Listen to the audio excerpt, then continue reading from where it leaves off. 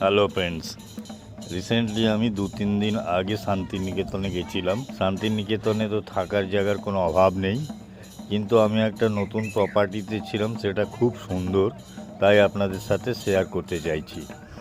প্রপার্টিটা Bolpur Santiniketan rail station থেকে 9 kilometre দূরে। প্রপার্টিটার নাম হলো আমার বাড়ি। এটা বেসিক্যালি একটা রেসিডেন্সিয়াল কমপ্লেক্স, প্রায় 150খানা এরকম বিল্ডিং রয়েছে, দোতলা সব বাড়ি।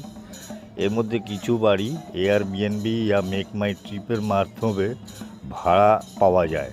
ডাইরেক্টলি গেলে কিন্তু এখানে আপনি হোটেল বুক করতে পারবেন না, কেন কি এটা হোটেল নয়। এখানে আপনাকে বুক করে যেতে হবে। এই পুরো বিল্ডিংটাই আপনার হয়ে যাবে। নিচে ওপরে মিলিয়ে 2-3টে বেডরুম আছে, বাথরুম আছে, ড্রয়িং রুম আছে, কিচেন আছে, আর রান্নার লোকও চাইলে আপনি পেয়ে যাবেন। সারাদিন ঘুরে সন্ধে নাগাদ ফিরে আসুন, আর তারপর এখানে বসে চুটিয়ে জমিয়ে আড্ডা দিন। দারুণ জায়গা, আর আপনি এই কলোনিটাও ঘুরে বেড়াতে পারেন।